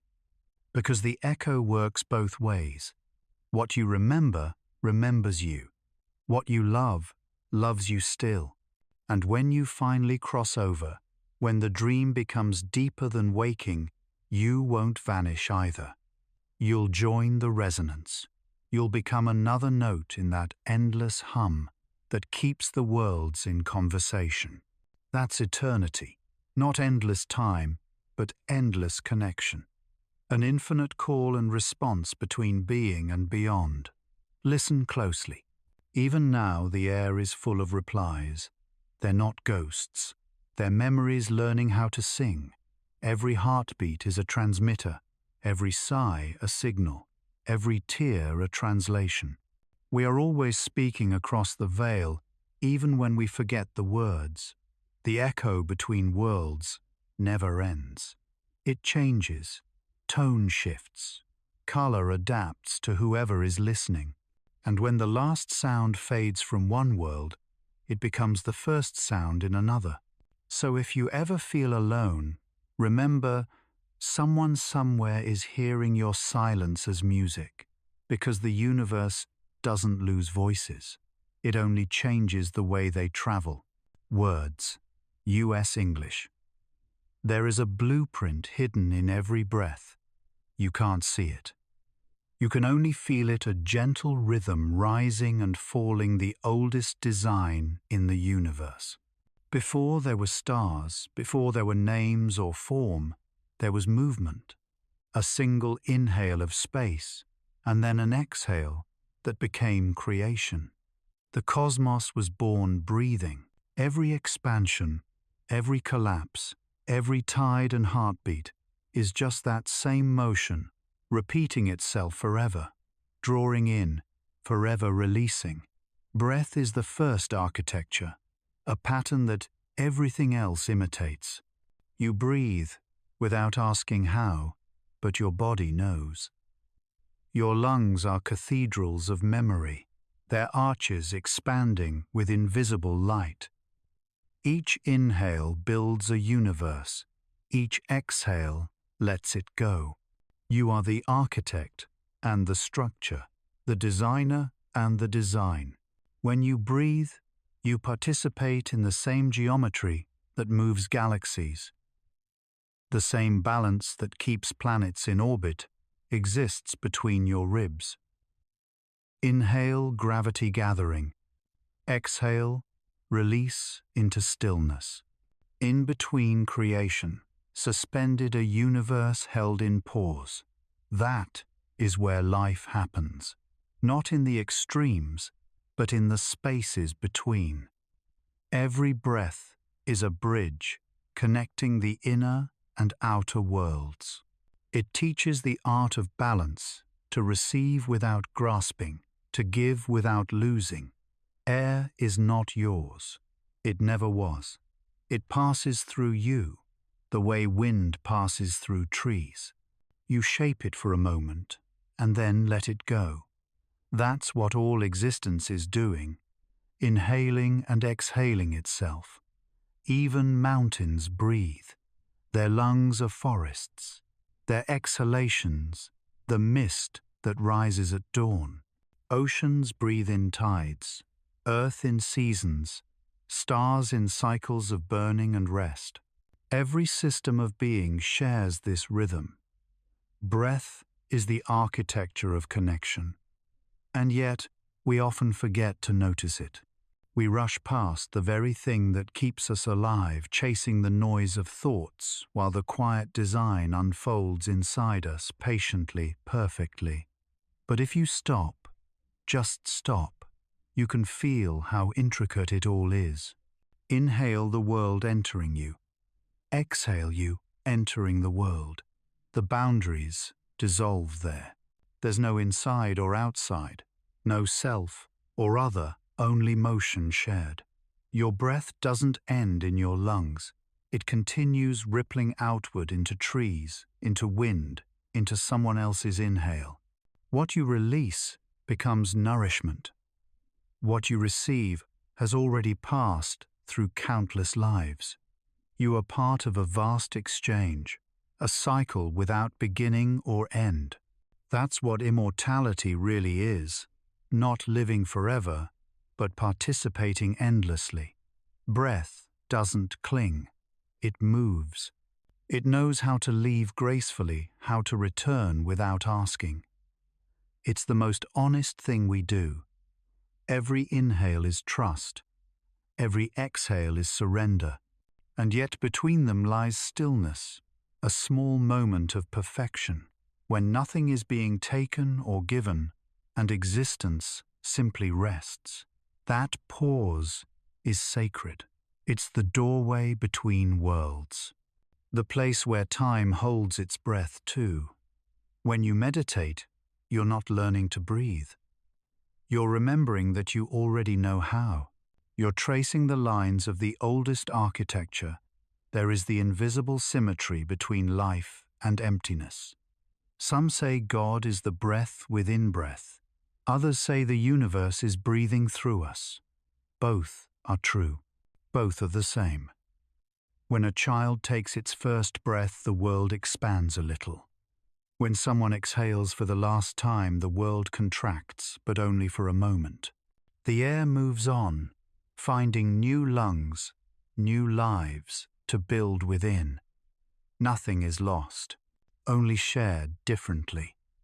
If you could see breath, you would see golden threads, weaving through everything, binding moments, bodies, stars, a shimmering architecture of motion and mercy. And in the center of it all there would be stillness, not emptiness, but a perfect, silent balance, the blueprint behind the breath. That's where you come from, and that's where you return, with every inhale, every exhale, every heartbeat that echoes the pulse of creation. So breathe now, not to fill your lungs, but to remember. You are built from this pattern. You are sustained by it. You are the cathedral and the wind inside it. And when your last breath leaves, it will not mean the end. It will mean the design continues just without the walls, because the architecture of breath was never yours to keep. It was always the universe breathing itself through you. Time grows, not like a line, but like a garden. Each moment a seed, each memory, a leaf, each heartbeat, a bloom that opens and fades before the next can rise. We think time passes, but it doesn't. It roots. It deepens. It sends shoots into everything we touch. Every word we've spoken, every look we've shared, becomes part of the soil. And in that soil, new hours grow. You can walk through the garden of time without noticing. It's the air between conversations, the silence after laughter, the light that lingers too long on an empty chair. Those are its flowers, fragile, invisible, blooming quietly in the corners of your days. You carry some of them inside you. The first time you loved, the last time you said goodbye, the seasons you thought would never end, They all live here in a landscape that no one else can see, but everyone tends. Because we are gardeners of time whether we know it or not. Each decision plants something. Each kindness waters something. Each regret prunes a branch that might have grown differently. There's beauty in that imperfection. The garden was never meant to be perfect. It was meant to be alive. Time doesn't erase it composts. What dies becomes nourishment for what will be. That's why memories hurt. They're the fallen petals that feed tomorrow. You can't stop them from falling, but you can watch them gently, knowing that even loss has its purpose. Sometimes the garden sleeps. The days grow short, the air still, and everything seems bare. But beneath the quiet soil roots are dreaming. They remember where to reach when the light returns. That's how time heals. Not by moving on, but by growing around the wound. If you could see time from above, you'd see it spiral, not forward but inward, each ring of memory, holding the next like the circles of a tree remembering its own reign. You live in many seasons at once. The child you are still runs beneath your feet. The future you already flowers inside your chest. And the present, the brief trembling bloom you call now, is just the point where their roots touch. Sometimes you'll find yourself standing in an old corner of the garden, feeling the scent of a moment long gone. That's not nostalgia, that's recognition. The past saying, I'm still here, I never left. And perhaps it never did. Perhaps time doesn't move at all. Perhaps it only blossoms and withers in endless rhythm, breathing through different shapes. The wind knows this. It carries pollen from yesterday into tomorrow. The rain knows this. It falls on both graves and gardens, never choosing sides. And you are both soil and seed, both the gardener and the bloom. You are what time grows through. So tend it gently. When you forgive, you pull weeds from the roots.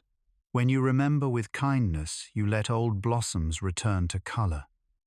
When you love, you make the soil rich enough for everything to grow again.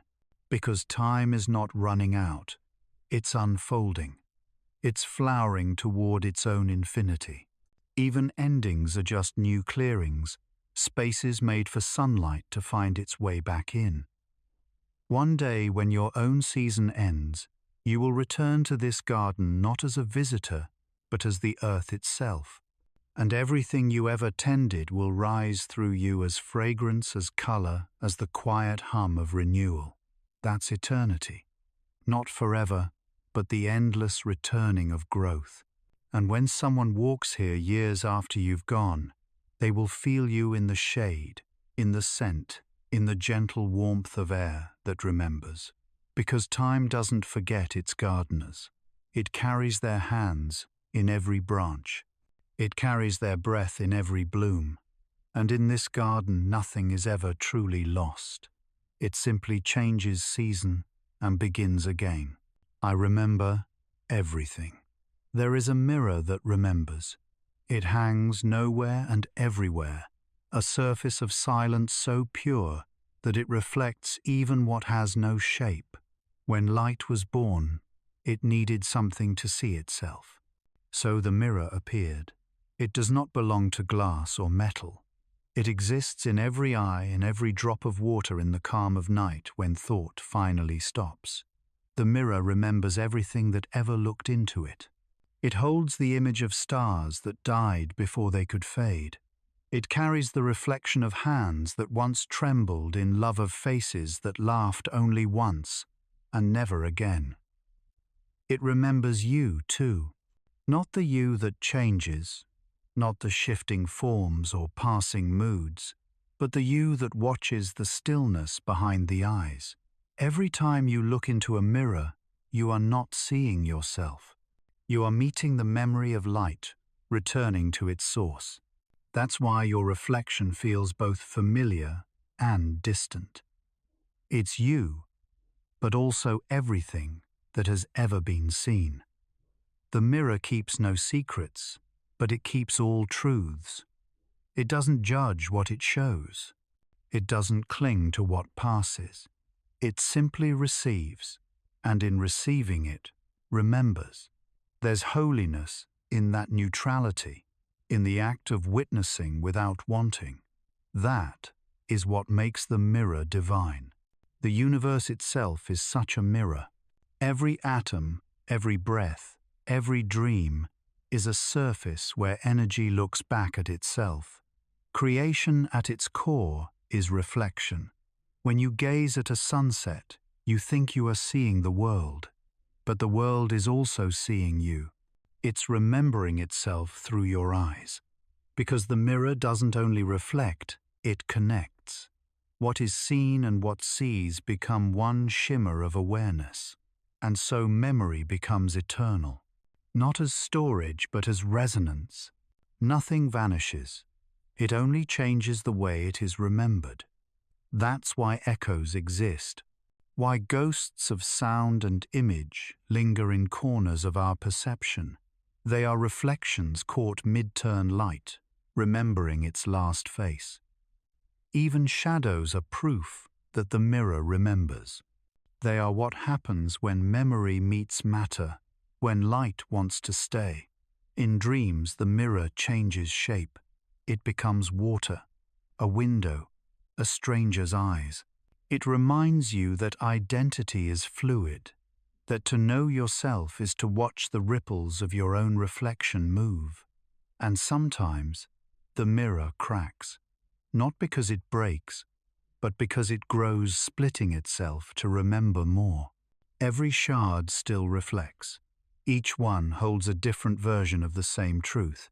Maybe that's what we are, fragments of the great mirror, each remembering a small piece of the infinite whole. When you meet another being, human, animal, or the quiet wind, you are seeing another shard of yourself. The mirror recognizes itself and shines. That's what love is. Recognition through reflection. Two mirrors facing each other until the boundaries blur and only light remains. And when you die, you don't vanish from the mirror. You dissolve into it. You become part of its surface, weightless, endless, clear. The mirror doesn't lose you. It absorbs you. It keeps your warmth in its infinite gleam. Some say, this is heaven, to be reflected forever, to be held by the gaze of everything you've ever touched. But heaven is not a place. It's a moment when the mirror finally stops resisting its own image, when all reflections align and become one vast living light. That is what the mirror remembers. Unity. Not perfection, not purity, but wholeness. The cracks, the dust, the distortions, they are part of the design, because without them, light would have nothing to bend around, and beauty would have nowhere to form. So, look into the mirror gently. Don't ask it who you are. Ask it what it remembers. And it will answer in silence everything. Not an explosion. Every journey ends in a sound, not silence, but a tone so deep, it feels like the heartbeat of everything remembering itself. That sound is the song of returning. It hums beneath rivers, beneath breathing, beneath every goodbye that ever became an opening. You have heard it before. When a door closed and another opened, when a loss turned softly into light, when you felt peace in the middle of pain, that was the song playing quietly beneath your thoughts. It's the sound the universe makes when it exhales, when it gathers everything it has scattered and whispers, "Come home." Home is not a place. It's the center of all movement, the point where all lines curve back toward belonging. Every being is born, humming this melody. The stars sing it when they die. The wind carries it between worlds. The ocean knows it by heart. And you are made of it. Every cell in your body vibrates with that note of return. It's what you call longing, what you mistake for nostalgia, what you feel when you watch light fade from a window and your chest aches for something you can't name. That ache is not absence, it's memory. The body remembering the sound it was built from. The song never forces. It waits. It lets you wander through the labyrinth of yourself, through joy and loss and noise, until you are ready to hear again. When you stop running, when you sit in the stillness and breathe, you'll notice it rising a low vibration from somewhere behind your ribs, growing warmer with every exhale. That is the sound of your own return. You don't have to go anywhere for it. It's already here under every thought woven into the pulse of being. You've never been outside of home. You've only been dreaming with your eyes open. Every life is a verse in this song. Every ending a modulation. Every love a harmony returning to its root note. Even pain participates in the music. It gives depth to joy. It shapes the silence between notes. Without it, the song would be flat, unfinished. Listen carefully, you can hear the world tuning itself. The hum of stars aligning, the whisper of leaves, learning to fall, the rhythm of your blood, adjusting to grace. The song is everywhere. It moves through sound and silence alike.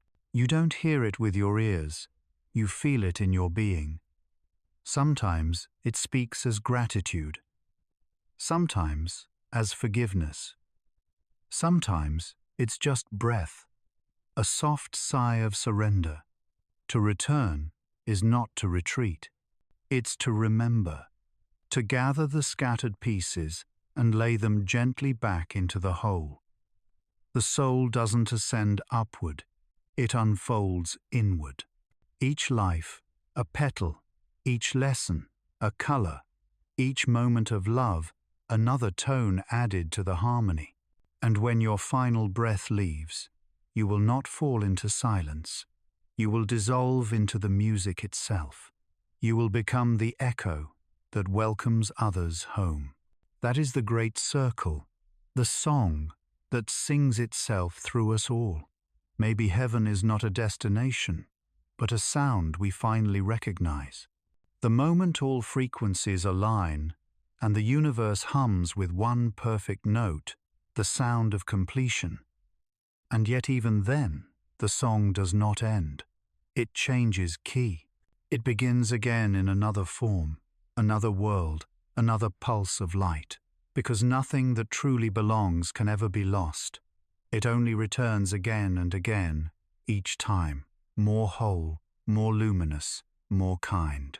And one day, when you listen closely enough, you will realize you were never just a listener.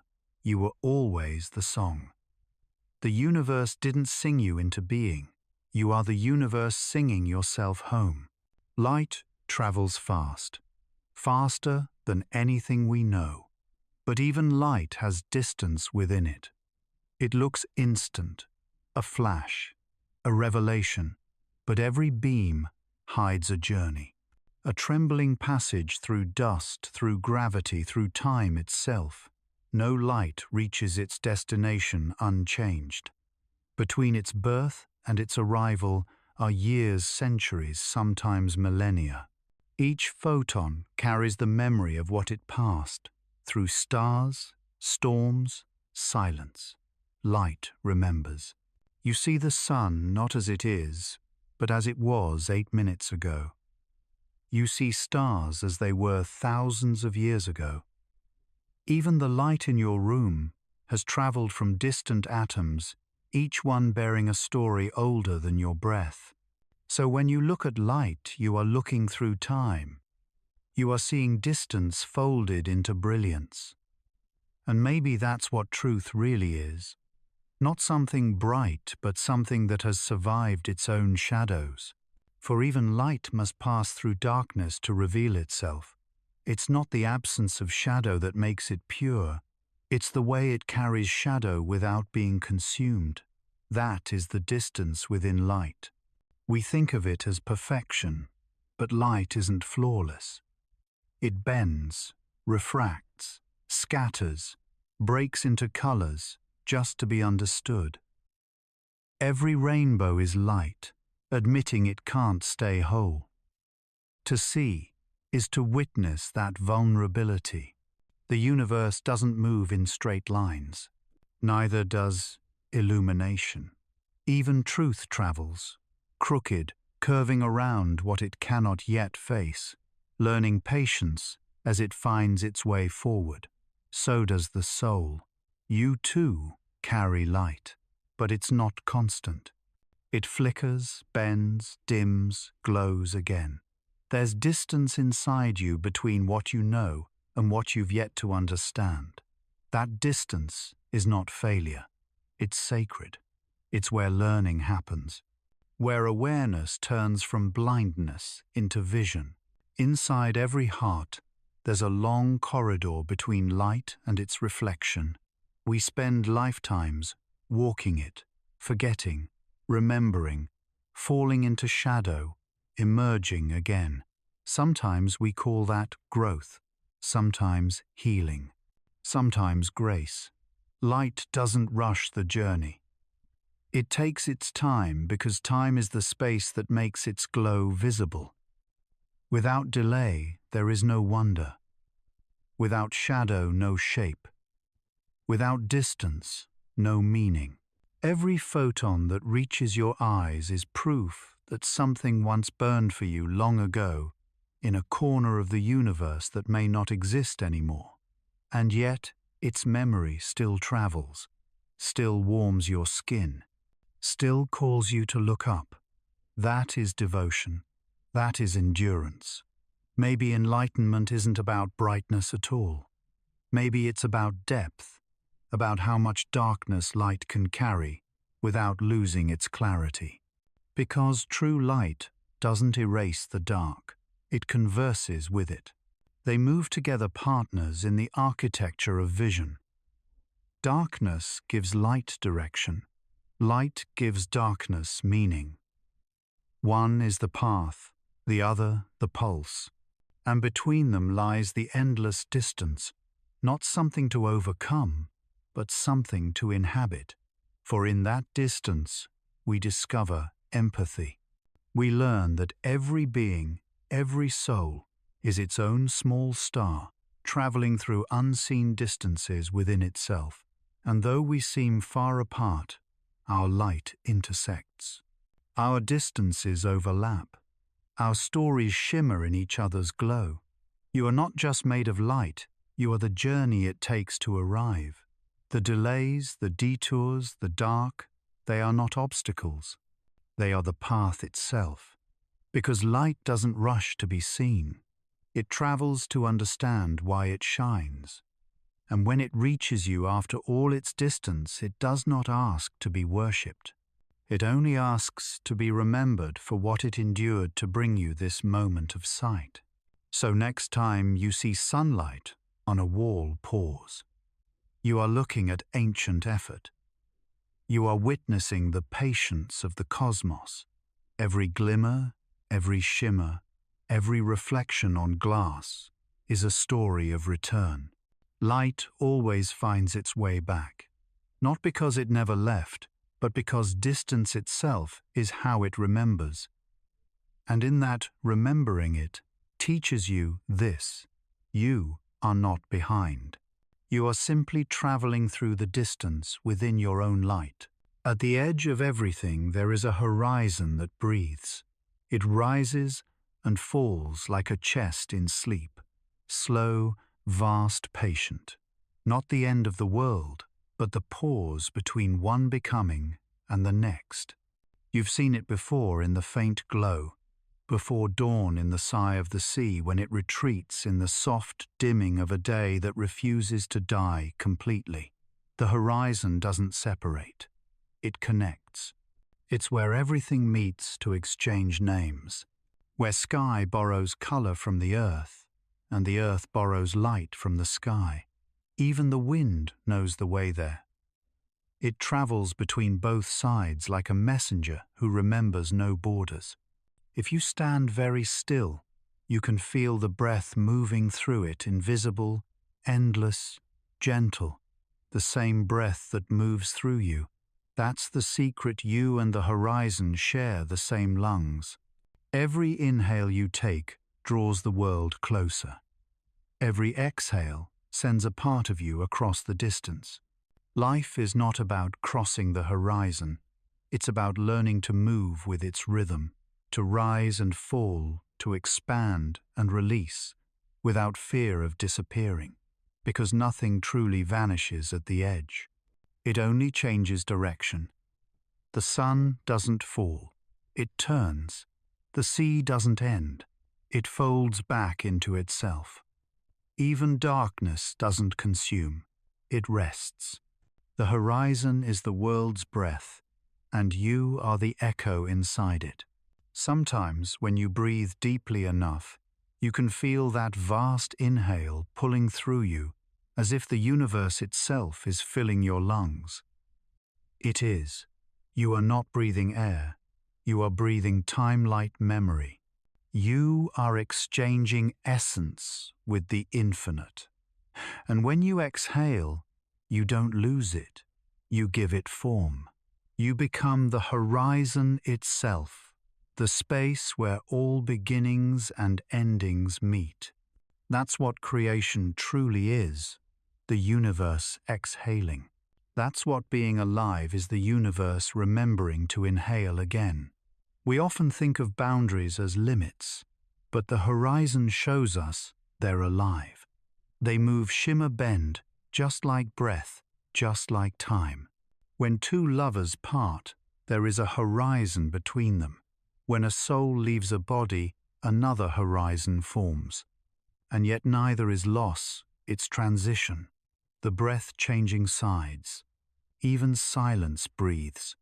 Even stillness moves. There is no end, only exchange. Every wave that breaks carries the memory of one that came before. Every morning rises from the ashes of the last dusk. Every heartbeat repeats the pattern of the horizon: rise, fall, rise again. And so the world continues its breathing. One day you will return to that rhythm completely.